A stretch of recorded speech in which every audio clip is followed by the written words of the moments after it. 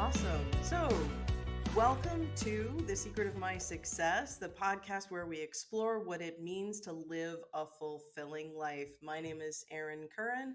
I am your host. Today, I am joined by Amanda Erel, who also goes by Mandy. Mandy is a mother of one. She is married, living in Fort Lauderdale, Florida. She works in the medical testing industry in sales and marketing. She loves to cook, bake, and host dinner parties for her friends. Thank you so much for joining me, Mandy. Welcome. Thanks for inviting me. You're very welcome. So, Mandy, you and I know each other through Landmark. We both did Landmark Education, which their flagship course is the Landmark Forum. And there are plenty of opportunities to get involved after you've done your Landmark Forum. So, we've seen each other at the office maybe hundreds of times. Yes, I think so. And I think the funny thing is there are so many amazing people at Landmark. It's like we see these great people, but we don't always really connect. So you and I know each other, but don't really know each other. So I think it's kind of fun that we're doing this today. I can't wait to get to know more about you. I agree. Thanks. Now, the way I thought that it would be a really good idea to invite you on to this podcast is one, because you have the background in Landmark, and two, when we did the Landmark Ladies Brunch a few weeks back, we were sharing our experiences of where we've been. And I think it's really amazing the life that you've created using the principles that you learned through Landmark education. And you actually even met your husband there, right? Yes. Yes. Okay, cool. Would you like to share a little bit about yourself and help our audience get to know who you are? Well, I grew up in South Florida. I was raised very conservatively. And I still consider myself pretty conservative. But there was a prescription for life, a way that it's supposed to go. You do and then this is going to happen, and it's going to be great. So it's like you're going to be a really good person. You're going to be honest and have a lot of integrity, and then you're going to meet somebody, and you're going to have kids, and you're going to be just like your parents, married for 50 years, and it's going to be awesome. And all you got to do is just, you know, basically like be good. So I'm like really taking this on in life. Like, these poor souls out there just messing it up. I mean, no wonder. I mean, like I really, was left with like, this is how it works. So of course I got a gigantic, slap in the face when I did get married and I did have a child, and it was absolutely nothing like what I had anticipated. I thought, here's this great guy. He goes to my same congregation. Everybody knows him. They think he's great, and I think he's great. He's going to love me forever, and this is it. Mm. And then that is not what happened at all. So I was kind of left a little bit with like, a lot of shame, because it was like, people were looking at me like, didn't you know this was going to happen? He ended up having a drug problem and a drinking problem and infidelity into like all the terrible things that you could think of, that you would never want for your marriage was happening. And Wow. here I was being good this whole time. So I was like, I'm just going to be even better. Like there's something I must be doing wrong. Like this is my outcome. Like, and none of this did I stop to think about, you know, maybe there was something going on, maybe it was him. Like, no, this must be, I somehow am failing in having this work. Wow. And finally towards the end of it, I got pregnant when I was married for 7 years. Wow. And I really did not want to be. I was really upset about it. I was just like, I cannot believe I'm pregnant. I don't want to have a kid with him because I just know that things are not going to improve. And people were like, oh, maybe, this is going to be what's going to have him really like step up, like really change. But I realized like the more pressure that he experienced in life, the worse he became. And this was going to be, as much as he loved, the thought of being a father, the pressure that comes with being a parent, no matter how much you love it, it's there. And Right. I just kind of had this, sneaking suspicion that this was not going to lead to this giant improvement. And it didn't. And eventually I just remember just looking at my daughter, like, this is going to be the life she's going to see, which is very different than what I saw growing up. And I don't want to leave her with this, like, this is the life you're supposed to have. Wow. Like you're supposed to be unhappy. You're supposed to just dredge through it and pray for a better day. And, I was like, no, I'm not doing this. Wow. So yeah, I left my husband, and that's where the landmark forum came in because I was about a year into it. Like I had no idea what I was doing. Everything that I thought I knew to do seemed wrong. Yeah. Like it didn't turn out. And nobody has any other advice for me on what I'm supposed to be doing to have this work. And, I'm living in this world of like where I'm just a complete failure. And now I'm just trying to, like patch it up. I'm gonna patch up what's happening here, but it's never gonna be right because it's already messed up. And nobody has any other advice for me on like what am I supposed to do now other than just like accept this loss, lick my wounds and just kind of be there, sit there. So when I did the forum, I was very skeptical, of course, because if what I knew wasn't working, what were they going to tell me? Right. Right. I had tried to get my money back before the course started. It's like, I don't want to do this. And the guy's like, look, if you just arrive and you sit for the first 3 hours, there's an opportunity to leave. So if you really feel after the 3 hours that you're there, that's not for you, then you can leave and get your money back and you're done. So I was like, great, I'll do that then. So I arrive and I realize, there must be something I don't know, obviously. And I don't know that I don't know it, right? This is what intrigued me. I spent the first day absolutely miserable and hating it. And then the second day, I stood up and said, you know, I'm not getting anything out of this. I just spent 500 and something dollars on this, and I'm just sitting here. And what I realized in that moment, thanks, was that nothing was ever going to work. And if nothing's ever going to work, guess what? Nothing will ever work. Mm. So I sat down and basically like humbled myself and was like, really just like look to see what's there. And I really saw that I had um a lot of the things that I knew to do were the right thing to do.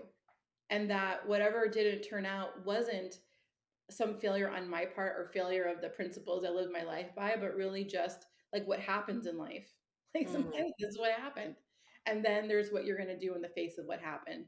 And that really helped take away all of like the guilt and shame and all the things that were essentially going to have me raise my daughter in a world of we're not good enough Right. because we're like broken people. So that's how I wound up at the forum. And then once I left, it was kind of like funny, like, okay, you had a lot of these things already, right? So it was kind of like a not a reiteration, but like bolstering my belief in sticking to my principles. And then just now creating something else. Like, okay, so now what? Like, what are you going to do now? Like, now that you're not stuck to this, in this world of guilt and shame and being a single mom and all the fears that you have about that. And, what are you going to do? What are you going to create now? And so it took me some time to create that, but it was just great to have like a clean slate to do that with. And That's that's really really where like life took off for me again. wow. Wow, that's really rich. Thank you for sharing all of that, Mandy. So that like this idea that all you had to do was to be good and to do the right thing and to have integrity and to keep moving forward and to just, keep praying and doing the thing and it's all going to work out. It seems like really sage advice. Yeah, And in the face of what there is to deal with, if the other person isn't playing by that same set of rules or exactly right. having that same platform from which they're operating, like you're not having the same conversation or playing the same game, even. It's so funny that you say that because my cousin, who's a private investigator, and he also had a pretty tumultuous first marriage. I was really leaning on him. He's only like 6 months older than me. And I had hired him to follow my husband to see if what his cousin had told me was true. Like, hey, he's doing this and this. And so I said, can you follow him? So he's like, I did. And he is doing, X, Y, and Z. And I was like, okay. And he's like, look, I hate to break the news to you, but you're playing by the rules and he isn't. You're going to have to stop doing that. You're going to have to stop like living in this world where you're going to do something and it's going to get, the outcome you want with him. He is living in another world and he is playing a different, he's his exact word, you're playing a different game. He's like, and you got to get on board with the game he's playing because, otherwise you're going to get crushed. Yeah. And that was the first time that like I got shook out of my world of, doing things a certain way. I was like, That's really powerful. And yeah. one of the things that I hear inside of that I'd like to dig into a little bit, if you don't Mhm. mind, what your cousin said, if I heard it correctly, is you're not playing the same game. You have to play the same game as he does. I would almost dispute that. It's like I get to recognize that he's playing a different game and choose whether I want to continue to play that game for the rest of my life, or like let him know that I'm not interested in playing this game and then creating that separation. Well, I think when he said that you're not playing the same game, I think he was like, you are still doing things by the book, and he is not. So if Hmm. you're trying to get out of this marriage, you're trying to move on, it's not going to happen in this way, this prescriptive way you think. Like, okay, we're Uh, going to sit down and talk about it, and then you're going to be okay with it, and then blah blah. He's like, that's never going to happen. He's like, right. it's going to keep on. He's going to keep on doing what he's doing. So knowing that he's going to do that, what are you going to do? So I was like, okay. So he's right. Me saying, hey, let's have a conversation about how our marriage isn't working and I want to leave was Uh, never gonna, no. So I packed up my bag and left while he was at work, uh, with my daughter and some things and drove off to my parents' house. Like I didn't talk to him about it, didn't say anything. And of course, he was really angry and upset and, blamed me for everything. But he's like, if you think you're gonna walk out the door in some kind of like, you know, like I don't know, calm, easy, or really reasonable way, it's not gonna happen. You need to, realize like it's not gonna work that way. No matter how nice you are to him, no matter how great you are, no matter how reasonable you're being, or understanding, and all of it. He's like, it's never gonna lead to him turning around and behaving the same way back. that makes So sense. that was more of not like you need to do what he's doing. It was just like, see what he's doing? What? Like you need No, to, why? yeah, you need to react to that accordingly and not like if he's some reasonable person that you're talking to. I mean, That he had a drug problem and I never dealt with a person who had a drug problem before. So I didn't understand, like, this is not the same person that I knew from before. So right. it's still kind of interacting with him like the same person. And Yeah. it's just not that same person when they're in that space. So that was a new thing for me to have to learn. I had never been around a person who even like did drugs, let alone somebody who had a problem ongoingly, like living right next to me. Yeah. I just didn't recognize what it was. Yeah. So for you, just walking out was so far outside of your context that Absolutely. it was unimaginable. And wow, that must have been really, what was that like for you to just walk out? Even knowing everything you knew, but having Yeah, like that be your set of values. horrible. It was horrible. I remember I packed everything up and I sat in the carport and in the car with my daughter in the back, and I was just like crying, and I called my sister and I'm like, I don't know if I could do this. Like I know I'm about to leave like everything behind, even though it isn't great. It's all that it's what I know. It's everything that I built. I know this is going to be super hard. And I I don't know if I can do it. All right. And so my sister was so smart in the moment. She was like, listen, just one step at a time. Like you're thinking of everything. Just put the car in reverse and get to mom's. Then we'll think about tomorrow what the next step will be and the next step and the next step. But like just, she knew I was kind of like devastated about the entire thing all at once. And it was like, let's not, and of course it's crushing. You can't move, Yeah. because you don't know what you're getting yourself into. And it just seems like it could be worse. I mean, I don't know, like I don't know what's gonna happen. So that was her saying that, like I remember like putting the car in reverse and getting to my parents' house, and I just was like, okay, I'm here now, and here's Vivian, and they were like, okay, come on in, like no problem, which was great. My parents were really it was hard for them, to see what I was going through. I don't think they really understood it. I didn't tell them that he had a problem because I didn't want like this big gossip storm to occur. And then when she got older and could understand things that people were going to say, I was like just kind of keeping it like, this ain't working and I'm out of here, Yeah. and so I don't think they wanted me to be back with my husband, but I think they just didn't know what to do. I mean, they'd never been divorced. They met when they were 17 and 23 and got married, and been married ever since. So they have like Yeah. no clue what to do. And I looked to my parents for everything. Like in my world, until I was probably that 30, they knew better than me, So this was like a really, that's why seemed so overwhelming and frightening. Wow. Yeah, I think it's amazing that they were so great when you showed back up, because like here you are doing everything they say to do, like following all of the rules. They have no frame of reference for the life that you're living and experiencing, because the world has evolved, and Yeah. we don't deal with the same challenges that our parents dealt with. Right. How did that impact your relationship with your parents? Well, when I did the Landmark Forum, oh my God, I walked into their room and I was like, I'm so mad at you guys because you act like you know everything. And I really thought that you did. Mm, Like there, that transition that happens when you turn into an adult, like that never happened. Like my parents were like, we went to the same congregation, and his parents went to our same congregation, so we're all like really closely. I saw my parents probably 3 times a week.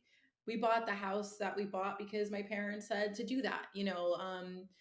They were really heavily involved in our decision making. Even how I should view him was up to them. Like was wow. something that they had an opinion about, and I was like, well, they know everything, and I'm supposed to be, obedient to them. And I realized you guys don't know, and I'm really mad, not because you don't know, but because you don't admit that you don't know. Instead of just saying, you know what, we don't know, I never dealt with this before, you're just making crap up that I pay the consequence for. Yeah. Me listening to you about this, and this, so I had to like grow up in that moment. Like I realized like this is a area of myself that never grew up. And they were shocked. And I'm like, look, I love you.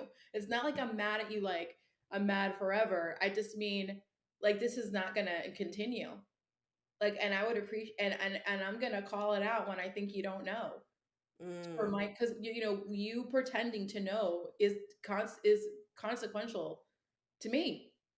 The mm. consequence for me about you pretending to know and me following this advice, so um they were shocked.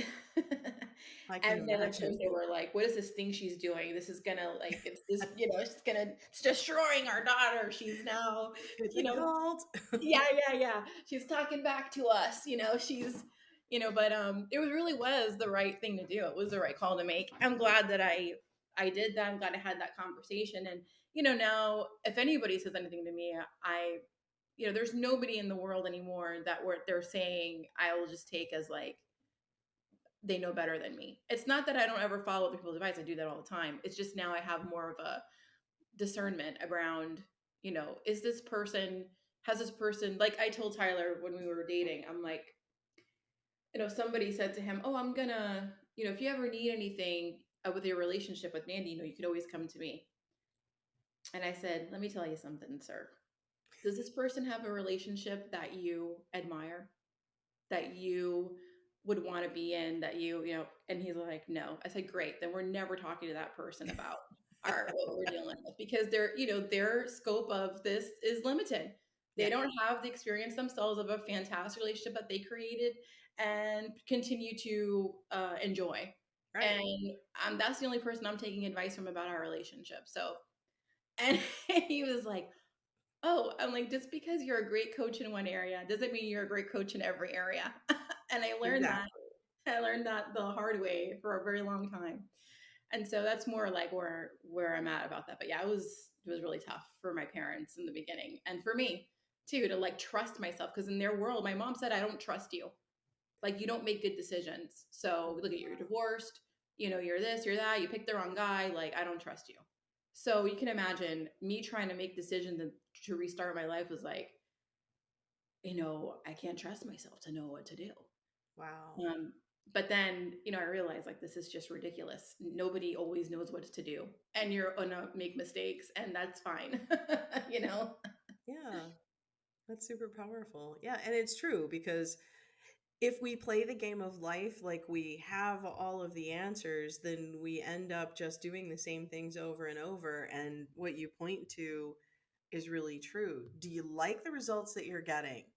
Is the person that you're talking to doing what you want to do? Where are you going to for the information that you're using to plan and create what's next? Right.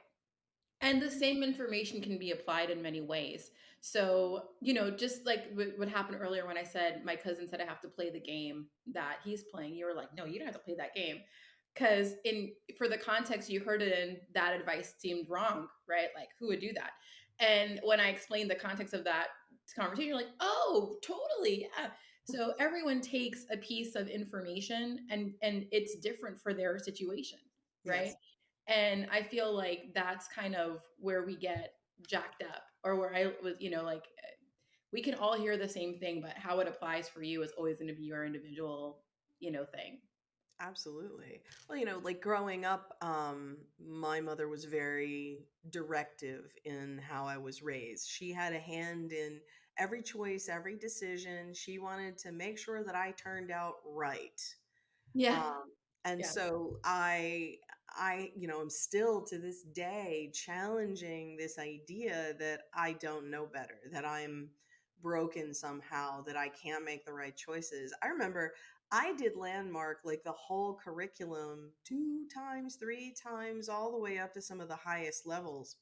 And I remember I was volunteering to supporting one of the seminars, and it was one of the higher level seminar leaders that had been around forever.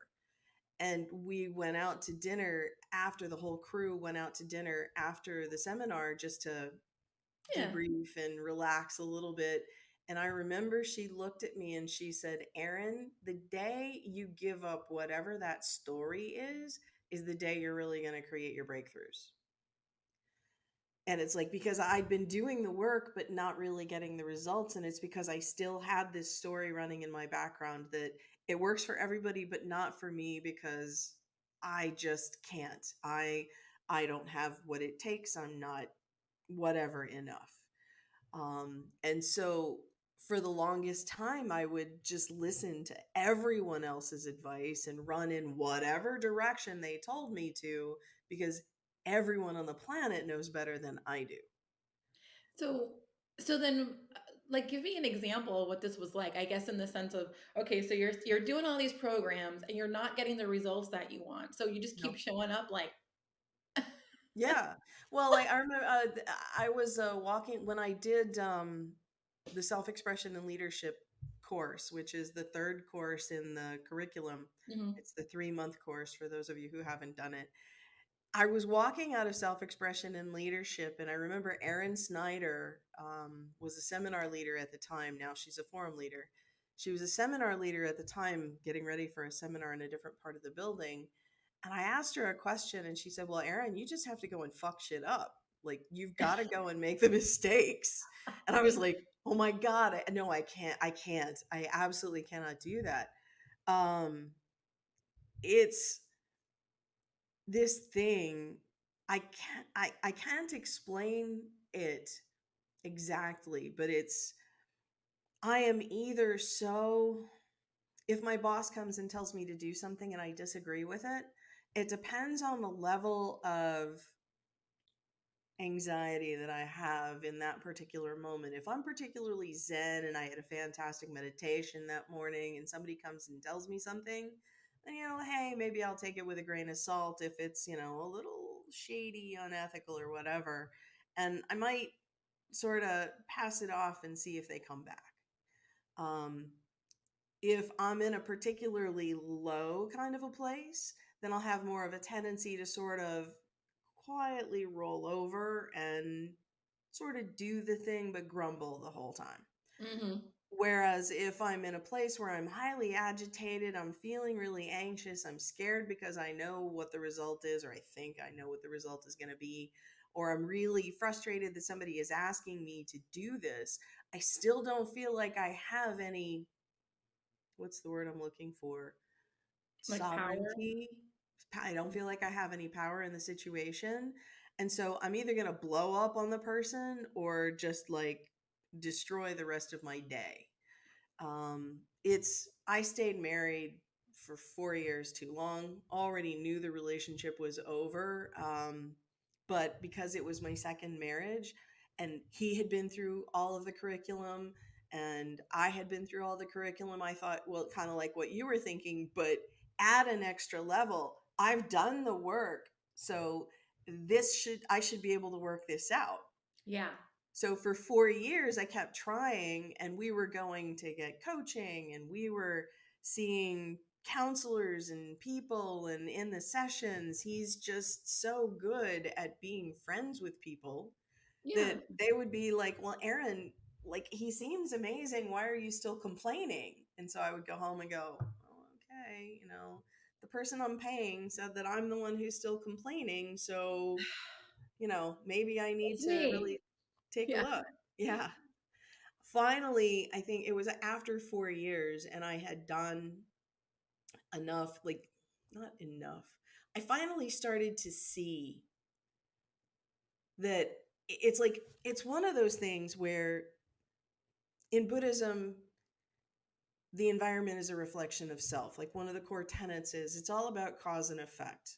You make the cause, you take the action, and you're going to get the effect or the result that's in line with those actions. Okay. And if you're awake and aware enough to really understand the causality there, then it works. But if there's another assumption that's underlying all of it, like, well, I'm really broken and so this isn't going to work for me, then you kind of pretend like you're seeing it. But I was playing a game where I was blaming myself for everything. So, I must not have heard what the coach said. I must have misunderstood what my ex promised he was going to do. It's all of the little places where I was selling myself and my judgment out. And really, what I recognize now is those were all of the places that I was avoiding doing the scary thing. Yeah. It was so much easier from the perspective of not having to deal with the pain or the the the anger. Like you were saying, you got really angry with your parents once you realized you're sitting in the driveway and you don't understand why you're in this place. For me, it was, you keep saying that you love me, and I want to give you a chance because I understand all of your broken parts, like what you went through Sure. in life. So I'm trying to give you the benefit of the doubt. I'm trying to be compassionate, but it's not working. Compassion sometimes means walking away. I remember after I finished the course supervisor program in Landmark, I went over and did some work in gratitude. Mhm. And I was on a ropes course, which is part of the program, and I'm standing there talking with the guy who was, he was the safety. He was like, once you got all the way up to the top, he was holding the rope so that when you jumped off, you slowly made it back down to the ground. So you gotta trust this guy. Yeah, you really trust this guy. And I remember when I was talking with him, he looked at me and he said, the best thing my ex-wife ever did for me was to leave. And I was like, wow. He had to be he had the choice to be responsible. They co-owned the ropes course. Oh. They were married. She divorced him while they still owned this massive company, a training Mhm. company. They still work together to this day because he basically had to figure out how to get his shit together. Yeah. And, he to this day says it's the best thing she ever did for me. So that was like the beginning of the end where I started going, okay, so if this guy is saying this and this is this, and then I got a really good coach. And I remember On one of the calls that we had, she says, okay, so you keep talking about saving your marriage, saving your marriage, saving your marriage, and it just clicked for me. I said, I'm not interested in saving my marriage. I'm interested in creating my perfect partnership. And that doesn't exclude him, but it isn't built around him either. Yeah, like you don't have to take what he has and make it fit into this idea of what your relationship is going to be or what your Right, perfect relationship would be. Like it's not like it has to be based on what you're working with. It right. could be anything. It could be that, but it could be something else. And it also, one of the things I realized is I kept saying, here's what I'd really like. And then I'd go sit over there and wait for him to show up. Like, I'd really like to spend more time together, going out to the movies or Yeah. having nice dinners or whatever. And he would go, yeah, okay. It would be where I would expect that just because I made the request that he would fill it. Yeah. Um, and even though that didn't happen over and over and over, it was kind of like, well, you've made it very clear that you're not willing to give me what I say I want, and you're not telling me something that you would be willing to do instead. There's not a negotiation, there's not a conversation or an attempt. Finally, I just got to the point where I was like, okay, so I'm expressing what I want. You've made it very clear what you want. Yours is pretty easy because you want to be left alone. I don't want to be left alone. So, okay, great. How about we just go our separate ways? And he went, okay. I was like, wow, Well, that was easy. that was super easy. And it was probably one of the most adult conversations I've had in my life. And we're still friends. I talked to him 2 weeks ago. Um, every now and then I kind of wonder, like, why did it take me so long? But it's like when, like what that seminar leader said, Aaron, when you're ready to give up this story about being broken, about how it won't work, about how you can't do the scary thing, that's when you're really going to start to see the results. It was in 2020 when I wrote my book. That's when we decided to end our marriage. And it was also the last year of my mother's dementia Mm, that I wrote the book, Hate Your Way to Happiness. And really, the title means that it's about every time I would come up to the nasty bits, every time I would come up to the anger or the hatred or the bad feelings, I would back away because I thought I had done something wrong.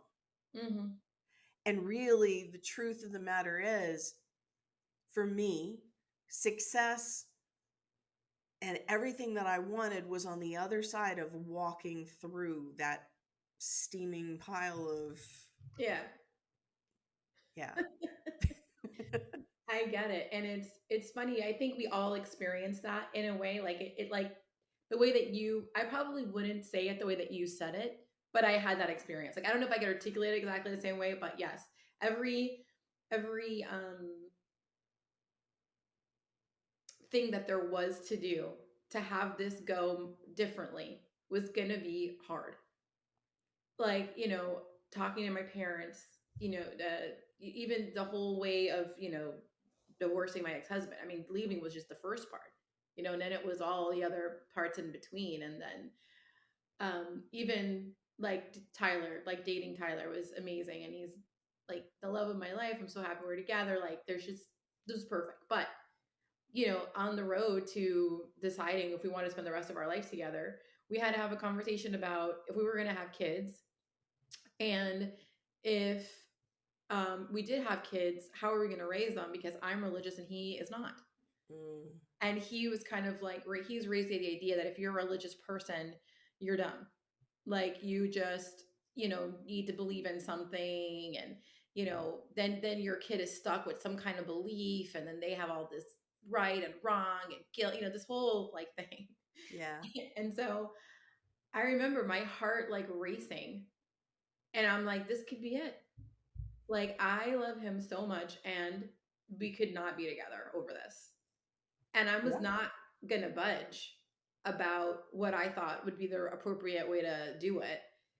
And what I mean by that was, it wasn't that I wasn't open to what he had to say about it. It was just that, there was something that was important to me, Mm. about that conversation and for my kids, right? Like, so, and our potential kid. So I was like, I'm not gonna back down on that. And we had a great conversation. And at the end of it, he just said, look, I'd rather not have any kids Mm. than not be with you. Wow. So I said, okay, but let's like really look at what your objections are. I said, because if you think that a child is not going to grow up with some type of belief system that they're going to not meet up against or not match up with and have all kinds of emotions, you're crazy. I was like, you have that about being agnostic, and Mm. you're going to give that to your kid. And I don't have a problem with that. Like, that's life. Everyone's going to present different things to your children, and they're going to choose what they're going to do. I said, I just don't want to be muted in my ability to do that with my kid about what I believe. And you can Right. have whatever you want to say about that to them, as long as I'm not disparaging to you and you're not disparaging to me. And it's Right. really just presented as like, this is what she believes and this is what I believe. I'm happy with that, because I think they're gonna get exposed to that anyway. So I'm not against that. I just don't want to have to tiptoe around my own kid about my beliefs, and I wouldn't want you to do that either. So when we finally like got it nailed down, it was like, okay, great, we can still be together. We can still do this. All to find out that after 7 years of marriage, we cannot have children. So we laugh so much about this because we're like, can you imagine if we broke up over this and I can't have kids. Wow. So yeah, it was like, whoa, the way the world works. But yeah, that was really hard, because I really loved him, but I knew I had already learned that if I like gave up something Hmm. that was fundamentally important to me, Right. it wasn't going to work anyway. Right. Our relationship was not going to work. Well, Like, and then on like, top of that, if he is so deeply embedded in the idea that religious people must be dumb and you have a deeply religious faith, eventually on a mhm. bad day, that becomes a thing. Well, remember, he does not think religious people are dumb, but that's how his dad presented it to him. Yeah.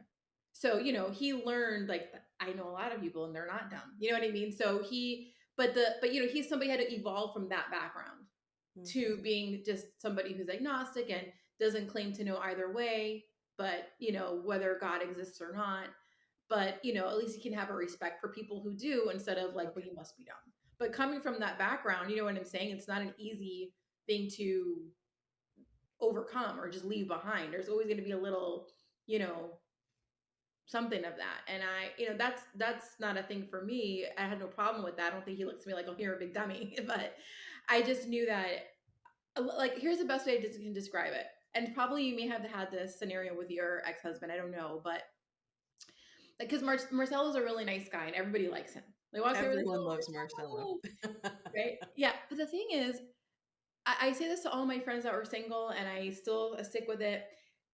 People are, as much as we are have a lot of cynicism, people mostly are decent Yes. and pretty good people. Do Yeah. you? But who gets the attention are the outliers, right? The people who are like saints and the people who are horrendous. But there's a ton of people in the middle of these extremes, and then you start dating, and you are going to meet a lot more close but no cigars Hmm. than horrific or perfect for you. Yeah. And when they're that close to being it, you keep working on it to get it to be it, because it's so close. But Yeah. that's still not it. And people won't stop and go, oh, that this isn't it. Like, I dated a lot of great guys in between my divorce and Tyler.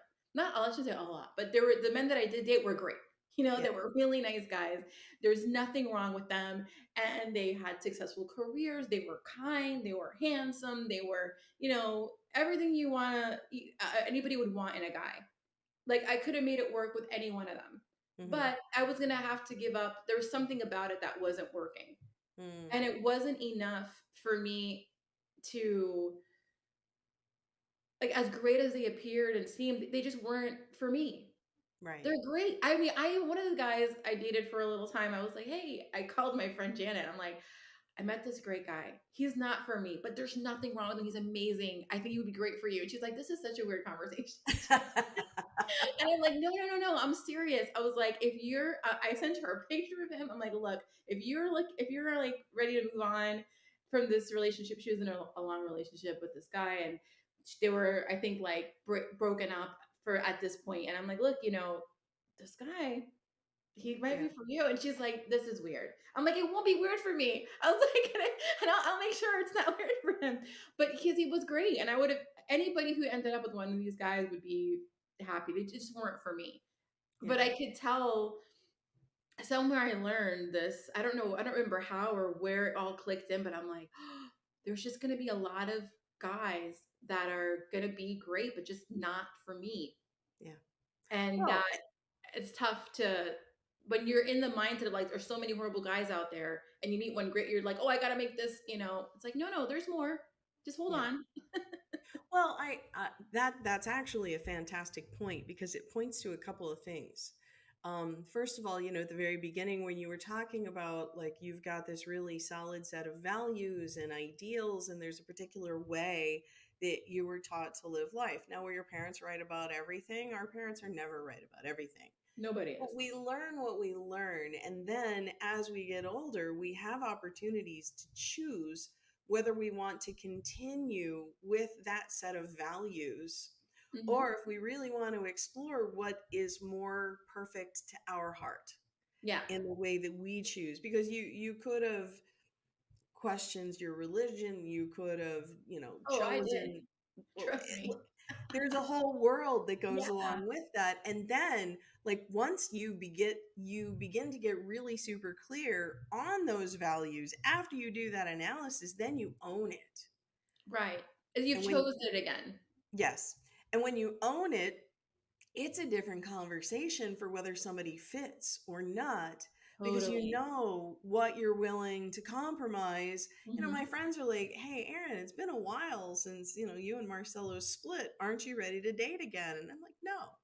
I am good where I am. And when I meet the right person, I will meet the right person. And it's going to be somebody that connects with me on many levels. I am not willing to compromise. But at the same time, after being somebody who for so many decades of life is not known what I wanted, I'm taking the time to really get to know me and sorting through, okay, so I say I enjoy this. My Buddhist practice, is it really something that still suits me? Do I really still love personal development? What am I willing to take with me? And what am I leaving behind, giving to Goodwill, sharing with somebody else? Because, Yeah. like you say, especially in today's environment, the Western mind thinks that it's all black and white. It's all duality. You Yeah. either fit or you don't. You're with us, you're against us. Yeah. And there's so many shades of gray, wonderful, juicy, delicious gray. Yeah. Yeah. And I can be friends and have fun with all of it. And when I meet my match, I love what you and Tyler have together, because it's like when you were sharing at the brunch, you were talking about, my friends always ask, like, come on, how are things really going? And you're like, no, really well. Yeah, this is really how it is. And look, is it like we never argue or fight, or when I say fight, like have disagreements or whatever? Of course not. Right. We've had these moments where it's just like, but it. The thing is, we, they say like you love something the way that it is and it isn't. I Yes. love him the way he is and the way he isn't. And I really feel that he loves me that way too. So there's no like disappointment of some way he's supposed to be that he's not being Hmm. ever, because, you know, I was going to take what's there and I'm going to love that and we're going to figure it out. I don't mean love it like I'm going to just take it. No. But I mean, I'm not going to make it wrong. I'm not going to make him wrong. We're just going to work through whatever this thing might be, Yeah. So and so that just leaves so much room to be a human with your partner, that it's easy. It's not, it's, and it's like I said, lots of it's never hard, but 9 times out of 10 it's easy. Yeah. Like I'll give you a great example. So I'm really busy this week, and Vivian's, my daughter Vivi, is in a uh, school marching band, and I joined the board of the marching band. It's a nonprofit that generates the funds so that these events can occur. So it's been a busy week. We had two meetings with the parents, and we're setting things up, and things aren't always really organized. So I'm just kind of like jumping in, trying to get things together. And I had a meeting on Thursday night, and we're sticking to a budget for this year, like a really strict budget to just get rid of every little piece of debt that we have. And so I cook every meal, like this whole world's happening. Well, I can't cook this meal on Thursday because I've got to be at this meeting, and I'm not going to get home from this meeting until late. And I'm going to go straight from work to this meeting. Then I got to present and generate these parents to participate in this event and get, like, just it's a heavy lift, right? So I'm just like, all I want to do is come home to dinner and a glass of wine. Yay. And I told Tyler before I left the house, like, listen, I'm so sorry. I was hoping to come home and cook dinner early. So when I got back, it was just ready, but I didn't get to. So you're going to have to take care of dinner. He said, Mhm. okay. Well, I get on the phone with him. No, Vivian calls me on my way back. She's like, Mom, what's for dinner? I'm like, I don't know. What did Tyler do? What did Tyler make? She's like, nothing. And Mm. I am like, so I go to the living room, get him on the phone. So he's on the phone. I'm like, babe, what happened with dinner? Vivian's hungry and I'm starving. You didn't make it? He goes, I, I didn't know I was supposed to. Right. So I was like, I told you, he goes, I'm sorry. He's like, I must have said, without really being present, okay, without really realizing what I was saying okay to. So Mm. I'm like, well, I'm really mad right now because all I want to do is come home to some food. I don't even care what it is. And I'm, because I'm cranky, I'm tired, I'm hungry, you didn't Right. make the food, So he's like, well, your attitude on this call right now is not helping at all. This is not helping me decide what to make for dinner. And I'm like, I don't care if this helped or didn't help. I don't want to get stuck now having to think through what we're going to eat. So if I like go, look, why don't you just, we have this thing called midnight pasta, which is like pasta with garlic and butter. So like, why don't you just make some midnight pasta? We'll just have, and he goes, well, then what are you going to eat? I'm like, I'm going to eat that. Right? Like this conversation is just going in a circle. So finally I go, all right, listen. I said, there's Alfredo sauce in a jar in the cabinet, which, this is like my last resort type meal because Hurricane I food. don't, yeah. And I was like, and there's pasta, and I'll stop at Publix and grab a chicken. You do the pasta and the veggies and the sauce, and when I get home, we'll shred the chicken, stick it in there, and we'll all eat and we'll all be happy. And he's Mm. like, okay, great. So when I got home, that was all done. He threw the chicken in there, and we had a great dinner. And he's like, baby, at the table, I'm so sorry. I really didn't get when you were talking to me that I was supposed to be the one making dinner because I do always do it, But the one time, I was wanted it to be perfect. But when he really like stepped it up, like I just let it go. Yeah. It was like, okay, like it was a mistake. You're cranky and you're hungry. Like these are the extent of our arguments. Okay. Like this is how, Which is really nothing right. at But the end of the day. And it's yeah, not nothing because there's an underlying communication issue right. or, but Right. how But deep does it run? How often does it happen? and we sorted out, like this. And I don't think of him as somebody who like purposely wants to upset me or doesn't care about me. Like Right. I know that he loves me and cares about me. And when things like this show up, it's just, a miscommunication. I'm a little, hangry, the whole little world mix. But by the time we sat down to dinner, it was just like everything was fine. Like really everything was fine. Not like we're just gonna ignore this. It was like, hey, I'm sorry. I really thought, and I'm like, listen, I know I totally got hangry on you, but at least I found the chicken and we're good to go. So it was I really loved him for everything he wasn't and was in that moment. And I think he was the same for me, you Yeah. know? And that's really what has our relationship work. Like and just And so, I mean, it's like a simplified way of saying that because I don't have any other way to explain it. That and also like when something is resolved, I forgot what the problem was. Right. Like I Well, once it's done, I'm done with it, and I'm not gonna hold on to it. I'm not gonna keep rehashing it. It's complete, and we're moving on. And I think right. those two things is what has been like the secret sauce of our relationship really being like fulfilling for the both of us. Right. Well, and I would say that you really did a lot of foundational work before you guys chose to Oh, commit. a And hundred that's one percent. thing. My first husband, Jerome, was Catholic, youngest of 13. So, like, Wow. when we were talking about getting married, we had to go sit with the priest and do the whole pre marriage weekend course, talk about how many kids you want, how you want to raise them, la, la, la, la, la. Mhm. And it's like, when you really do that kind of a review of values, of wants, of goals, it sorts through a lot of the stuff that most people don't even know to think about, let alone talk about And you before they have to make a be commitment. and you have to be honest in that though. Like you True. can't people go into it saying what they are are gonna say that's gonna keep the relationship together. Right.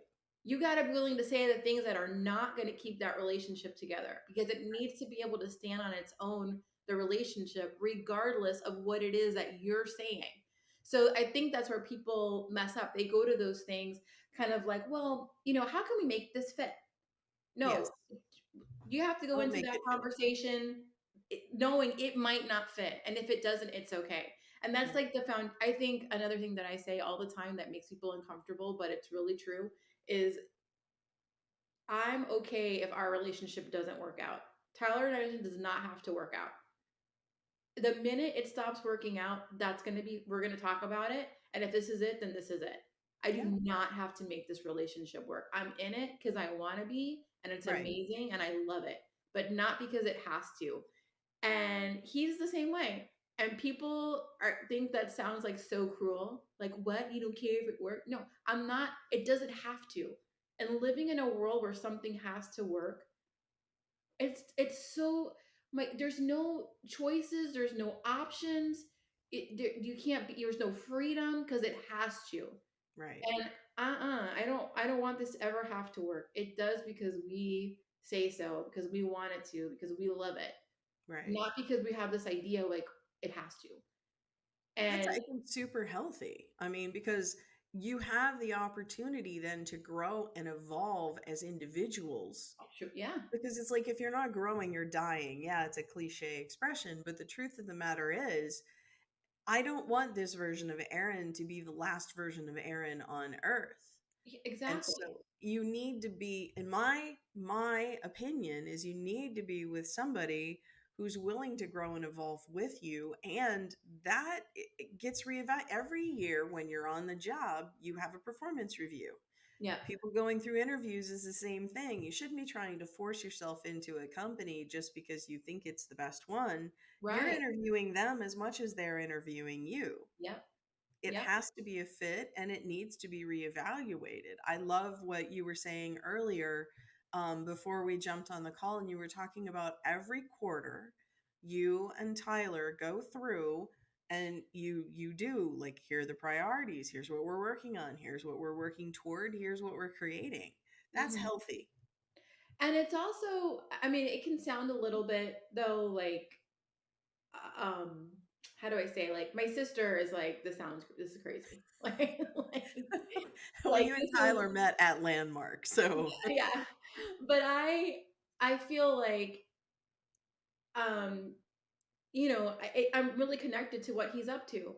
yeah. He's training for an Ironman. He wants to have he started this thing called Tyler's Musings, and he wants to like post just his thoughts about anything, marketing, which is his profession now, or maybe about Ironmans or whatever, right? Whatever he wants is with Tyler's Musing, and he wants to just post about it and to see if he creates like a bit of content that maybe he'll do something with later. He's not sure, but he just feels like he wants to do that. Okay, great. And he's like, I need support because I'm gonna resist posting. So when he calls me and is like, "Hey, I need some support with this," it doesn't come as a surprise. I know what he's up to. It's not an interruption to my day. It's like, okay, great. How can I do that? And you know, the same thing for him with me. And do we always do everything that we say that we're gonna do on those at those? No, Of course no. not. We're lucky if half of it happens. But it's just a way for us to keep moving and growing and not get stagnant and bored, Yeah. which could easily happen because you're running from thing to thing. Like, okay, pick up the kids, go to work, come home, cook, grocery shop, do the laundry. I mean, life could easily just become rote and about those things if you're not taking a stand for something different, for something else. And so that just helps us to do that and to just really be like present to what our life looks like, Yeah. and it sometimes it's easier, and looks great, and other times it's like, oh my god, Why did I agree to do this? why did I say I was gonna do this? Yeah, like right now I feel that way about being on the chair of the fundraiser chair for this board for Vivian's school. It's like, what was he thinking? I thought I know what I was thinking. I was thinking I really want to do this for my daughter and my niece, because they both really wanted me to be more involved with this because they're in it. And I think I could bring a lot of value, Hmm. right? But man, it's a lot of work. I didn't And sign I'm up for like, this. I'm sitting here this week like, do you really want to be doing this? Like, I'm literally like looking at like, do I really want to be doing this?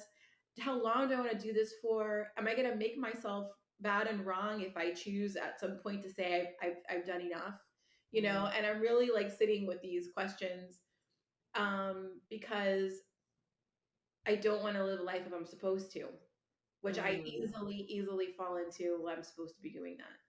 I'm yeah. supposed to be friends with this person.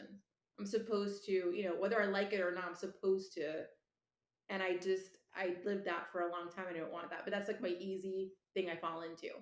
Right. So, as much as it sounds great to be the fundraising chair, and it feels great to have the girls be happy that I'm there. But Yeah. like, is this really what I want to do?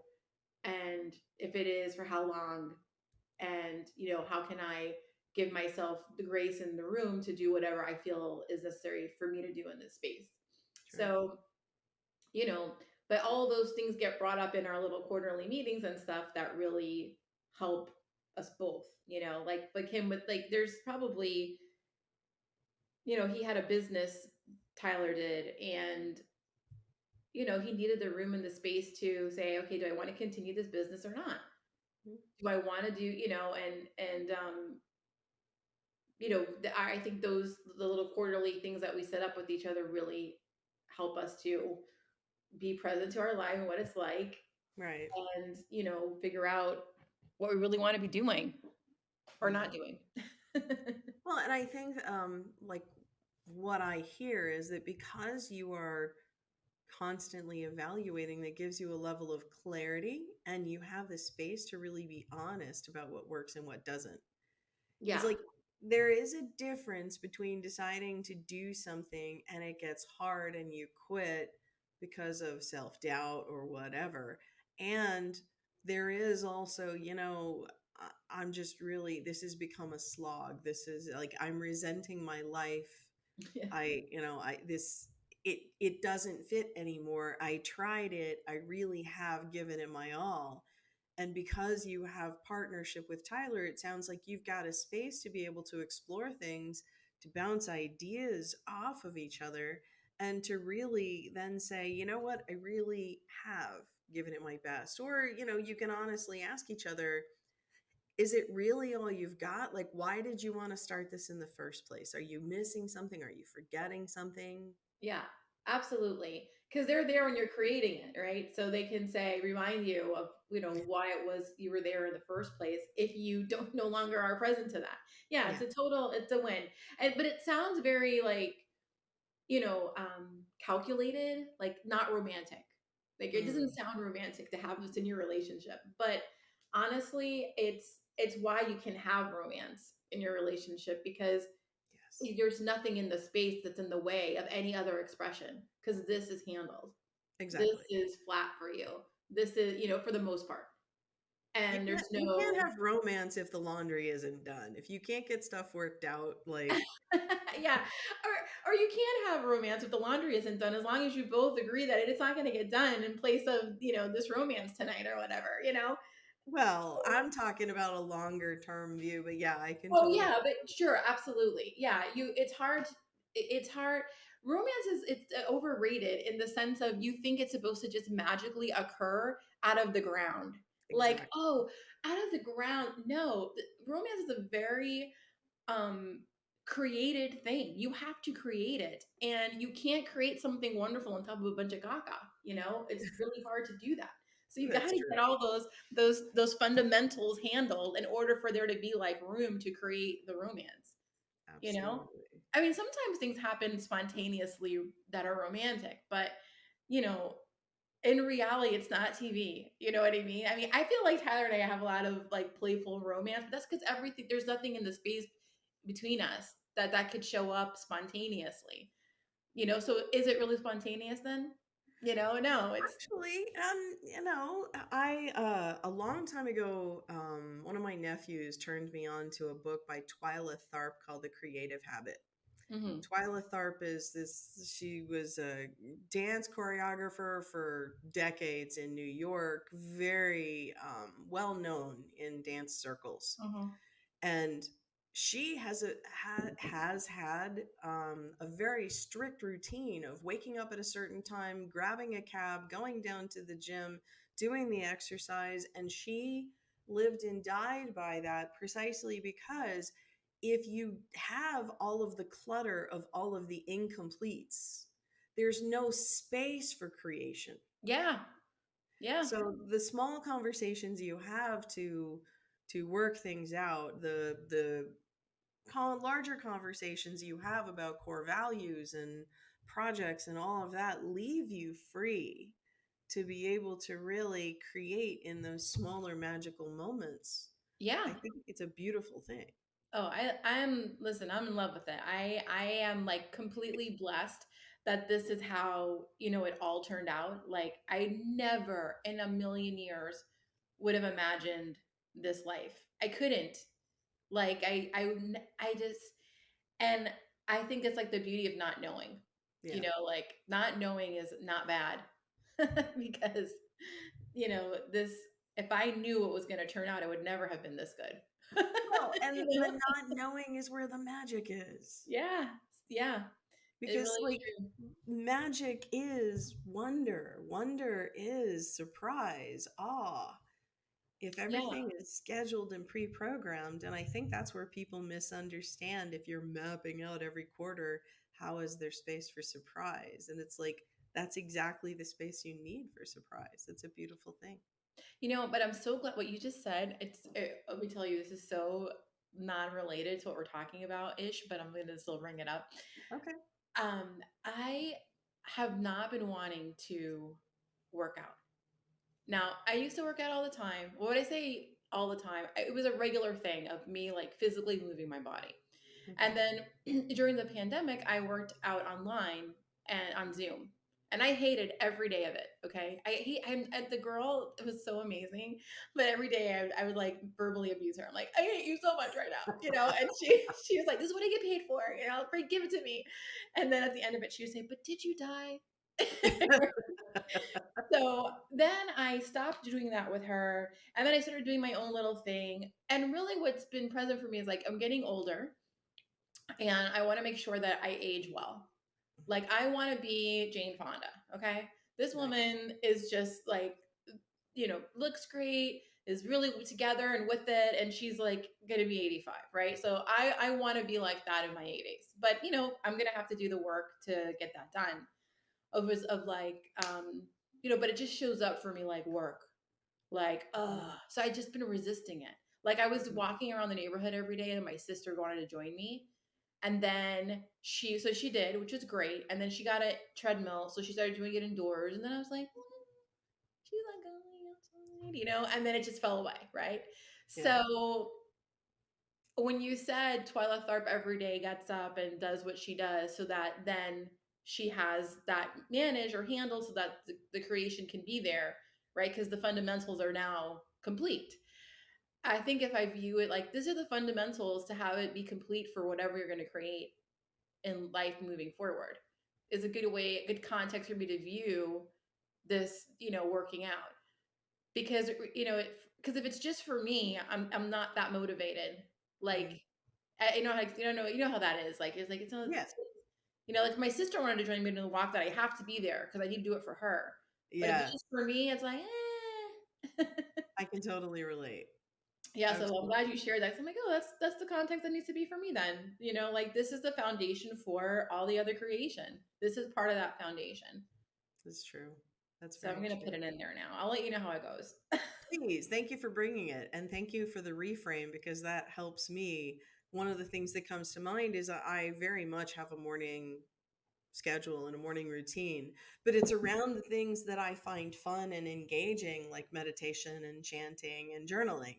It's Hmm. not around exercise and physically caretaking this vessel that allows me to have fantastic conversations with wonderful people for many years to come. Like I see that, like, for me to be able to continue to do what I enjoy doing and to provide what I'm here to provide, uh, that is an essential part of it. It's part of the core Yeah. because it's a huge missing. You can't always be available. Like last weekend, I was sick. Well, would I have caught the cold if I had been eating right and taking supplements and taking care of myself?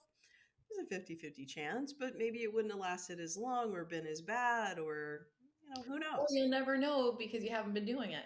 Exactly. Like, how Yes. should you know? The Yeah. smoothie in the morning instead of, whatever else, like Right. eating a dry Yeah. fruit. I know. I make it such a big deal too. Like, it's like I make it the biggest deal in the world, and it's so simple. But I'm Yeah, just like, I have so much backstory around all of it. It's just ridiculous. Instead of doing, you know, it's like, why am and even Tyler's like, why are you making this so hard? I'm like, I don't know. because that's just what we do. And Yeah. it's really easy to believe the lie if you're not actually inspecting the results. Yeah. Yeah. Exactly. True. Well, Mandy, I think this is a good place for us to wrap up. It sounds like we could probably go on for hours, and so maybe we'll have you back and we can Well, continue I to would chat. absolutely love that. I really enjoyed this, and I hope that it provides something for people in these similar spaces. Thanks. And I know who I would come to for relationship advice if that ever circles back for me. Because I love how you and Tyler have created what you Oh, have. thank you. I appreciate that. You're welcome. So, again, this is Erin Curran. You have been listening to The Secret of My Success, a podcast where we explore what it means to live a fulfilling life. Thank you so much for joining us and hope you join us next time. Thanks.